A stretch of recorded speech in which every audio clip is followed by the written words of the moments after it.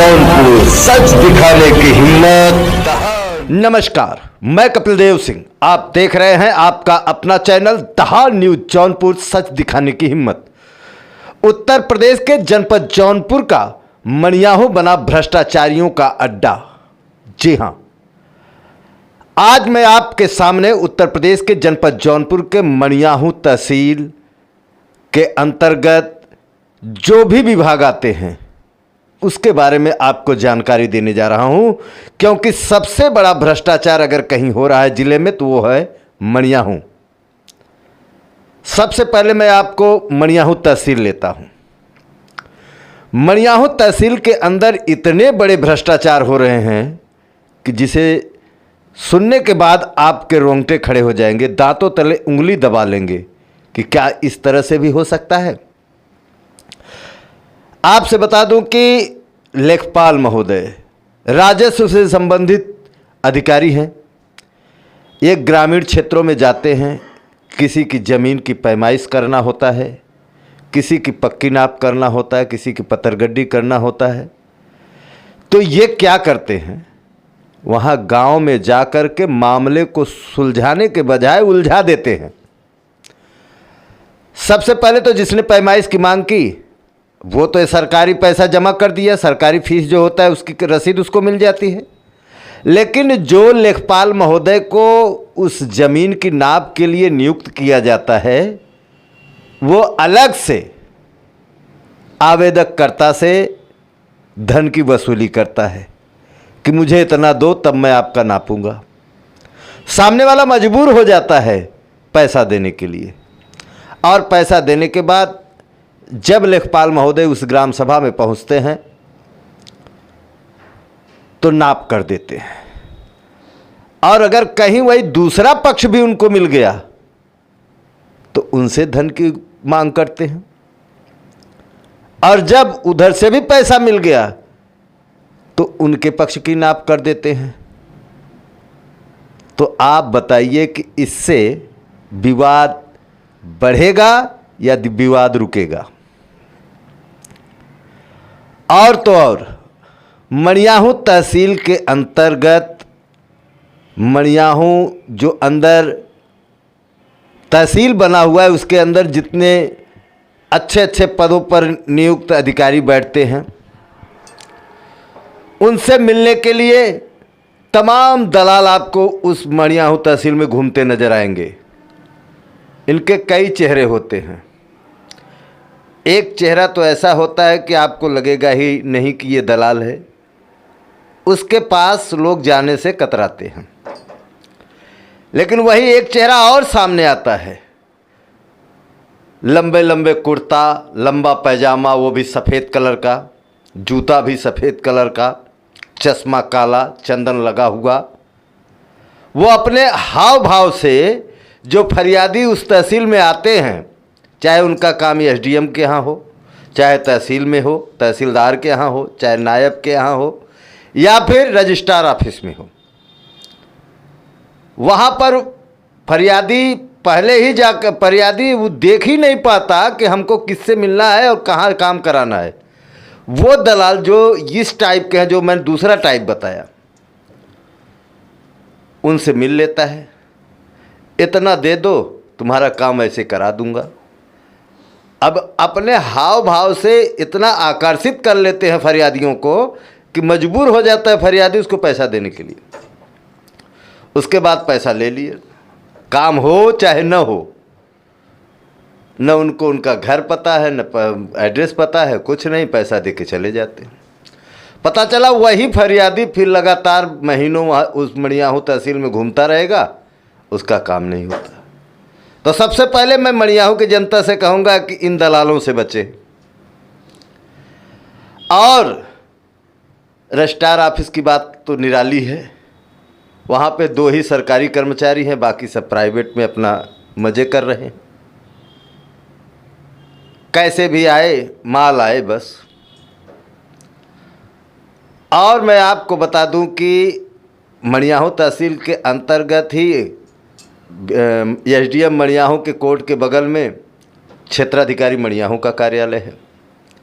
हालांकि वहाँ पर दलालों की एंट्री बंद है, लेकिन फिर भी दलाल तो दलाल है भाई साहब, जुगाड़ बना ही लेते हैं और ऐसे ही अपना काम निकाल लेते हैं। और शाम तक ऐसे दलाल जो कि न किसी पद पर हैं, न ज़्यादा पढ़े लिखे हैं, लेकिन हाँ दिमाग से बड़े तेज हैं, शाम तक 2-5 हज़ार रुपये लेकर के घर बगैर किसी हर्रे फिटकरी के पहुंच जाते हैं। अब मैं मड़ियाहू कोतवाली के ऊपर लेके चलता हूं आपको कि मड़ियाहू कोतवाली में क्या हो रहा है। मैंने अपने चैनल के माध्यम से बहुत से ऐसे खबर आपको दिखाए हैं जिसको आपने देखा है और उस पर अच्छे कमेंट्स भी किए हैं। जब महीने का अंतिम दिन आता है तो मड़ियाहू के प्रभारी महोदय को ये दिखाना होता है कि हमने कितना अच्छा गुडविल काम किया है। उस पर वो जब शाम के वक्त पैदल गश्त में निकलते हैं तो वो बगल में ही कहते हैं ना कि आपका ध्यान किधर है, मधुशाला तो इधर है, उसके अंदर चले जाते हैं। वहाँ पे जो पीने वाले हैं, जो पी के लुढ़क गए हैं, उन्हीं में से 1-2 को पकड़ लाएंगे। दूसरे दिन प्रेस नोट जारी हो जाता है कि फलनवा को दिलावरपुर गेट के पास से कच्ची शराब में पकड़ा गया, उसमें चालान हुआ। फलनवा को जोगापुर नहर के पास से पकड़ा गया, उसमें चालान कर दिया गया। अभी मैं हाल की ही बात बताऊं कि राम मंदिर में एक चोरी का मामला आया था। राम जानकी मंदिर है, मड़ियाहू का बहुत प्रसिद्ध मंदिर है। उसमें सिकरारा का एक दिमागी रूप से विक्षिप्त लड़का किसी तरह से हाफ पैंट और टी-शर्ट पे मंदिर में आ गया था। अब मंदिर में वो जो दान पेटी रखा हुआ था उसके इर्द गिर्द घूम रहा था। लोगों ने चोर समझ लिया, लोग उसको मारे पीटे भी और उसके बाद पुलिस के हवाले कर दिए। पुलिस ने उस दिन उसको छोड़ दिया और 2 दिन के बाद पता चलता है कि उसी व्यक्ति को चोरी के मामले में या कोई गांजा उजा के मामले में चालान कर दिया जाता है। मैंने ये खबर आपको दिखाया था प्रमुखता के साथ। और सबसे बड़ी बात मैं बताऊं आपको, जो हल्के बने हुए मड़ियाहू कोतवाली के 1 नंबर, 2 नंबर, 3 नंबर और 4 नंबर, चारों हल्के में दरोगा तैनात हैं, सिपाही तैनात हैं, दीवान तैनात हैं। सबका काम बटा हुआ है कि आपको लकड़ी का कोई कारोबारी है उससे हफ्ता लेकर के आना पहुंचाना है, कोई मिट्टी का काम कर रहा है, अवैध खनन कर रहा है तो उससे पैसा वसूलना है, ला करके थाने पहुंचाना है। मतलब इस प्रकार के तमाम भ्रष्टाचार यहां फैला हुआ है। अब मैं आपको मड़ियाहू कस्बे के अंदर जो सबसे बड़ी समस्या है जाम की, उस बारे में आपको आकर्षित करता हूं। आप उस पर ध्यान दीजिएगा कि क्या मेरी बात सही है या गलत।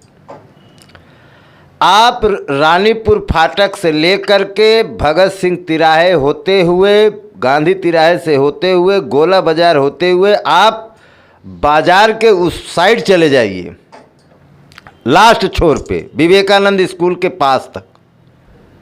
उसके बाद गांधी तिराहे से आप ददरा बाईपास तक, फिर भगत सिंह तिराहे से लेकर के आप दिलावरपुर फाटक तक। आज त्यौहार है, मैं मान रहा हूं कि आज त्यौहार है, लोग ठेला खुमची लगा करके अपना काम कर रहे हैं। हो सकता है भाई 1-2 दिन का त्यौहार है, 1-2 दिन में हो जाता है, थोड़ा बहुत जाम रहता है, लेकिन इससे पहले और इसके बाद आपको हमेशा से जाम का सामना करना पड़ता है। इसका मुख्य कारण है कि यहाँ पर जो ठेला खुमची या जो ज़मीन पर रख के बेचते हैं, ये सीधा आधे रोड तक अपने ठेला खुमची को लगा लेते हैं। अब इसको हटवाएगा कौन? सबसे बड़ी बात आप सुनिए कि इसको हटवाएगा कौन। और आए दिन अब कहीं मड़ियाहू स्टेशन पर ट्रेन आ गई तो आप जान लीजिए कि इस जाम में आप कम से कम आधा से 1 घंटा तक फंसे रह सकते हैं, जबकि बाईपास दोनों तरफ बन गया है। अगर मछली शहर से आ रहे हैं तो आपको बाईपास बना है मणियाहू से बाहर आप सत्ती माई तिराहे से होकर के बाहर निकल सकते हैं। और अगर आप जलालपुर मिर्ज़ापुर या इधर से आ रहे हैं तो आपको सीधा शिवपुर बाईपास बना हुआ है। जलालपुर से आ रहे हैं तो उधर से दिलावरपुर फाटक से आप सीधा जौनपुर के लिए बाहर निकल सकते हैं। लेकिन बड़ी गाड़ियों को रोकेगा कौन? हर जगह पुलिस लगी है, होमगार्ड लगे हैं, लेकिन फिर भी बड़ी गाड़ियां अंदर आ जाती हैं जिससे जाम लग जाता है। सबसे बड़ी बात मैं आपको बताऊं कि दिलावरपुर फाटक से जब ये शहीद भगत सिंह की प्रतिमा के पास से आप जब रानीपुर फाटक सीधा निकलेंगे डाक बंगले की तरफ, तो आगे एक पिंटू कॉफ़ी हाउस पड़ता है। वहाँ पर वो बगैर किसी से डरे हुए रोड पर गाड़ी लगवाता है, जबकि उसके अंदर लोग जाते हैं, मिष्ठान है, रेस्टोरेंट है, और गाड़ियाँ ऐसे ही रोड पे लगा जाते हैं जिससे अगर 2 गाड़ी अगर 4 चक्के की आ गई तो वहाँ जाम लगना फिक्स है। और वहाँ से मुश्किल से 500 कदम भी नहीं होगा कोतवाली। किसी भी अधिकारी को ये नहीं समझ में आ रहा है कि आखिर पिंटू कॉफ़ी हाउस से इतना लगाव क्यों है। क्यों नहीं ट्रैफिक को खुलवाने के लिए वहाँ पर गाड़ी खड़ी करना बंद करवाते। अब मैं आपको नगर पंचायत की तरफ लिए चलता हूँ। हालांकि नगर पंचायत ने बड़े अच्छे काम भी किए हैं, जैसे यहाँ पर लाइटें लगवाई गई, स्ट्रीट लाइट लगाई गई है, और अभी हाल में ही सीसीटीवी कैमरा जो कि एक तंत्र से पूरे मणियाहू को जोड़ने का काम कर रहा है नगर पंचायत। इसमें नगर पंचायत अध्यक्ष की बड़ी अहम भूमिका रही है जो कि काबिल तारीफ़ है। लेकिन कुछ ऐसे भी काम हैं जिनकी हम तारीफ़ नहीं कर सकते। क्यों नहीं कर सकते? कि जब जो कस्बे का कचरा होता है वो बाज़ार खुलने से पहले मार्केट से हट जाना चाहिए। पहले होता था कि 5 बजे 6 बजे 7 बजे तक कचरा मार्केट से गायब हो जाता था, लेकिन अभी भी मैं आपको बताऊं कि मैं अभी आ रहा था तो एक मस्जिद है, वहाँ बड़ी मस्जिद उसको बोलते हैं, उस मस्जिद के पास ट्रांसफार्मर नीचे रखा हुआ, वहाँ पर कचरा पड़ा हुआ था और गाड़ी लगी, यानी 10 बजे पहुँची गाड़ी लगी, सफाई हुआ। लेकिन इस तरीके से अगर ट्रैक्टर रोड पे खड़ा हो जाएगा तो भी जाम लगेगा। तो मैं ये नहीं कहता हूँ कि नगर पंचायत मणियाहू ने कोई काम नहीं किया। नगर पंचायत मणियाहू ने बहुत काम किया है, लेकिन इस पर भी उनको ध्यान देना चाहिए। इस बार बारिश नहीं हुई, इसलिए नाली का क्या व्यवहार है, क्या व्यवस्था है, क्या उसकी स्थिति है, इसकी पूरी सबको जानकारी नहीं हो पाई, क्योंकि बारिश नहीं हुई थी। तो जाहिर सी बात है। अब मैं आपको बिजली विभाग के लिए तरफ लिए चलता हूँ।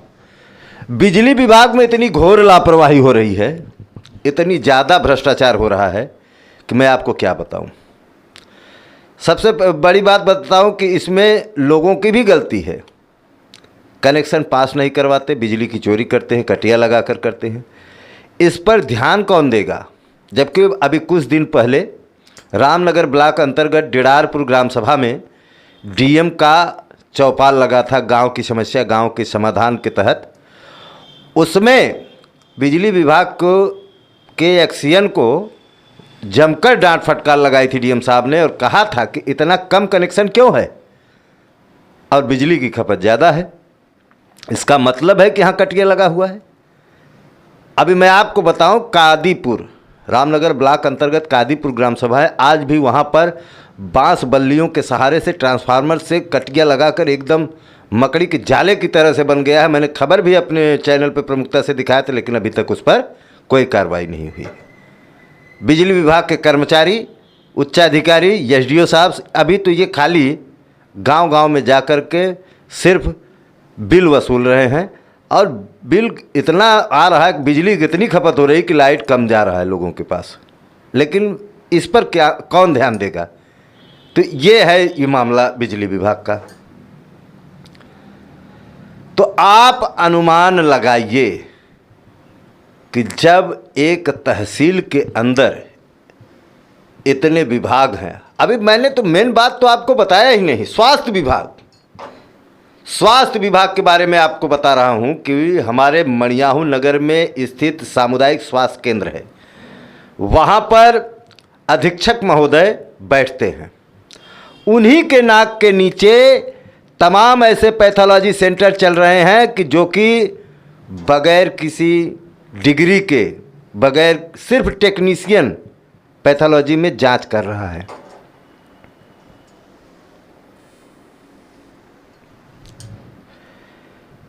कई ऐसे मामले आए हैं, मैं आपको बता दूं कि कई ऐसे मामले आए हैं कि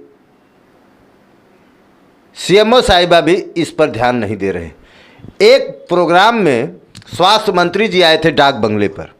एक पत्रकार द्वारा ये सवाल पूछा गया था कि सर, यहाँ पर अस्पतालों के चलते आए दिन मरीजों की मृत्यु होती है और अगर उस पर कोई एप्लीकेशन या कोई बात होती है तो उस पर सीएमओ साहिबा कहती हैं कि ये सही नहीं है, गलत है, और अगर वो मुकदमा दर्ज भी हो जाता है तो वो ठंडे बस्ते में चला जाता है।